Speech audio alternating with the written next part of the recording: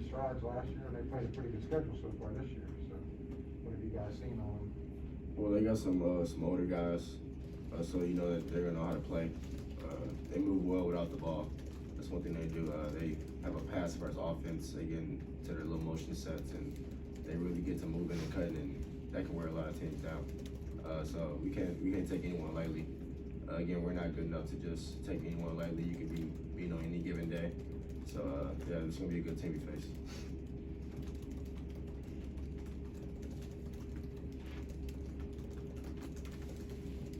They're kind of unconventional, aren't they? Yeah, with especially with now basketball these days, just, you know, you don't really see too many teams just pass. You know, they really wait for their opportunities. They do a really good job at cutting without the ball. You know, the way we play our defense, we're up the line, in the lane, so we're expecting to see a lot of back cuts and a lot of back screens. So yeah, they play a little different than a lot of most teams. They know they don't have a lot of ISO game, a little isolation game with their players, but they know how to play with their players that they have.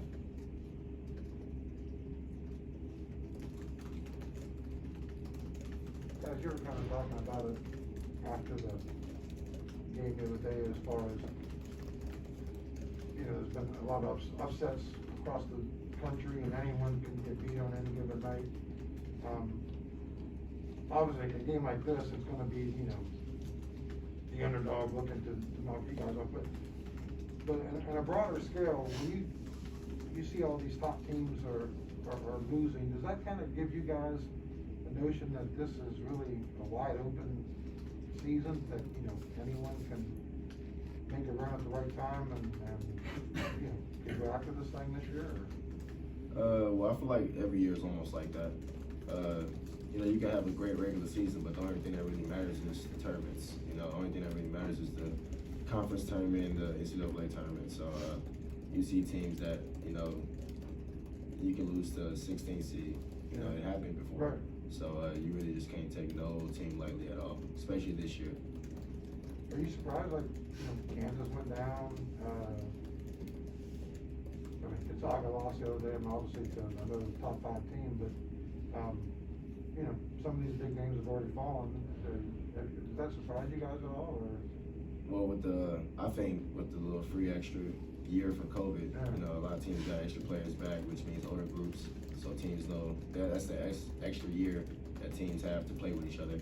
So, you know, teams are jailed more, so they know the offense. And again, older guys, you know, you really can't take teams lightly with guys like that. They just know how to play the game. Just kind of assess individually through 6 games how you feel like you're playing. Some areas obviously scoring the ball pretty well, but what are you looking to kind of improve upon to what you've done thus far? Well, I was looking at shot selection, and I was looking at just trying to get my teammates involved more early into the game, so they can get going, and I can find myself getting going later on during the game. But yeah, it was shot selection for me. I think I can help rebound a little more than what I'm doing now. I think I can get that up, assist turnover ratio a little bit. But I think I'm playing well again. But it was just I was looking at shot selection. You talking about older guys? Do you feel like an older guy? I mean, do you feel different this year than other years? Yeah, I feel like a older guy in the sense of me having the oldest class that's here. We're me, JB, Gabe, Sean. We're the oldest class here. So we're the vets here, you know. Even JB, even though he's a youngin. How are you handling teams trying to take you away? Well, they try to do that in college too. So you gotta just kind of adapt around that. Going into this year, I already kind of knew who was going to key in on other teams. So, you know, you just kind of prepare yourself for that. I just kind of gave myself a mental note that teams are going to do that. And again, it's just like my sophomore year in junior college, to where teams try to take you away, but good players always find a way out of that. How do you keep from getting frustrated? Just play your game. You know, teams are going to try to do a lot to try to get you rattled or whatever, but as long as you do what you do, they really just can't do anything about it. I'm guessing too, the more you score, the more people are going to try to play physical to you, right? Yeah, You see that? a lot of people try to play physical with me, but I'm a physical guard just because I'm not like 205 pounds or whatever. I'm still a physical guard. The teams know what I like to do, so now they're starting to double team me in the post a little bit. They put they try to put bigger guards on me, but they often switch a lot. So when I do end up with a little guard, they often double. But no, it's just playing. You know, if I get doubled, find teammates, they make open shots. That's good for us. You know, I'm trying to do everything I can to get my teammates involved more. Guys, you and Sean obviously kind of, came up through the junior college ranks, and you've got a chance to get to know him over the last few years. And he obviously had started at Bellarmine, and I don't know, he was only there for like a day or something, but has he ever, as you've gotten to know him over the years, has he ever talked about that experience, or? Yeah, he talked to me about it, but that's his story to share. Yeah. I think he might go off tomorrow. How's that feeling? Anything else? Guys, you know, when you drive or you post whatever, like, I don't wanna say it's not straight, but like you zigzag and lean and I don't wanna say initiate contact, but you make it very hard to guard you, just because for fear of contact or whatever. Is that something you notice or try to do, or is that something you blended in, or it seems like it's a really good way to keep teams off balance, but you're also comfortable scoring that way too? Yeah, well, no, that's something I definitely go for. Initiate contact early. They can't jump. If you jump straight into them, that takes away their jump. So that eliminates the block shot, Plus, it's easier to get to the rim like that, in my opinion. If I can just lower a little shoulder to somebody else's shoulder or chest, but without creating an offensive foul. But just enough contact for me to be slightly on balance and then to be off balance, I'm gonna win in that situation. Yeah. I don't know how many drills you can do or stuff like that, or how many moves you can repeat. Like, is that stuff you rehearse? Like, do you have 3 go-to moves, or is this constantly trying something different, just getting comfortable being off balance? When I work out, I try a whole lot of different things, and I just do those different things over and over again. So everything I do, I practice. Some shots I take might look kind of ridiculous at times, but I feel like you're not a good shot maker unless you make ridiculous shots consistently. So I worked on a lot of different things. So everything I do is definitely premeditated. Does that help you the post? Because a lot of post game is pivoting, trying to get guys in the air or so on and so forth. Yeah, people think post game is about strength and height and all that. It's really just about footwork and quickness, and can you get your opponent off balance? And if you can do that, you'll be successful. I got one more here. Hugs like some inside scoring. It seems like you're the guy that they're drawing up the plays for late in the game inside. Talk about that a little bit. Well, it's funny, when Hugs see me first play, Okay. he seen me playing against Keedy at his place. I just came off the flu. I was like 0 for 10 from 3, but I still ended up having like 30. It was just off of like post-ups and free throws. So he coming in, he already knew what he was trying to like get out of me, and that's when I was like 175. Right. Like 170. So adding strength, he just last year and the year before that. So when I was here, it's a little different. I feel like my strength is definitely up more now. Right. So strength helps a little bit in the post, so you can get to your your spots easier. But he already knew what he was recruiting. So now he just starting to drop a little more plays because a lot of teams used to have some smaller guards on me. Right. So it's just like little quick hitters.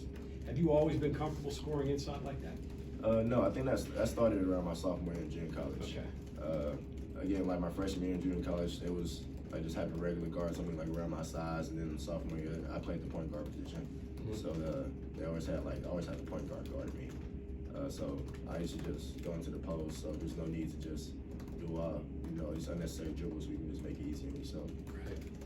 When you're a shooter, when it comes down to it, you have an all-around game, etc. But you are a guy that's known to go off and can get points. When does it hit you in a game or a day that you're going to be on? That whatever you throw up there is going to go in, and what's the difference between that day and the day when you're 3 for 10 or whatever? For me, it starts in warm-ups.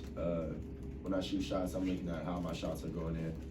It's not about or am I making them or not. It's how am I going in. There's some things like there's a such thing as shooters makes. Some people can make shots, but there's shooters makes that sometimes the ball just go in the rim a little differently. And it starts in warm-ups. It also starts with like how I start the game. Am I starting off the game with a layup, with a 3? I tend to start off the game trying to get to the rim first. I like to get to my mid range first, get to the free throw line first, and that can really get my shot going.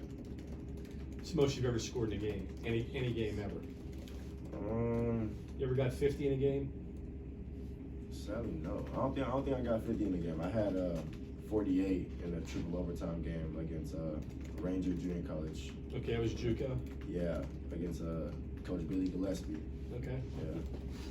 48. It was a triple overtime. Triple overtime game. I was cramping up so bad. I think I played like 50 something minutes that game. Never got 50 in like an AAU game or anything like that. Nah, I don't think I had 50. Cause every team I played on the AAU was like, it was so many more guys that can score just like me. So it was like no one just going off for 50. Like someone might go off for 30. But I do remember when I was in 7th grade, and I was there's an A team and B team for basketball, and I was on the B team 8th and 7th grade.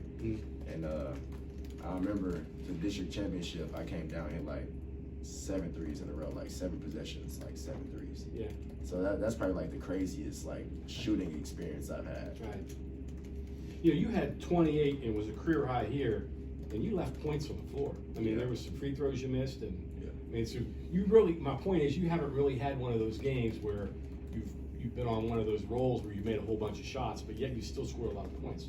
Yeah, it's crazy. In these games, it don't even feel like I'd be scoring all these points. Because I never look at the Jumbotron or whatever, just see how many points I'll score. I just keep it going. So yeah, last game I didn't even know until they told me afterwards. Kind of felt weird. Yeah, so you're averaging 20 a game, and you're shooting what? Low 40s, which is low for you. Yeah, that's why I was just talking about shot selection, and I gotta make the easy ones. You know, I tend to make the hard ones. Gotta make the easy ones. Gotta make them while you open. That's what's really gonna prepare you into tournament play and all that. Because those teams, they make open shots. Thank you.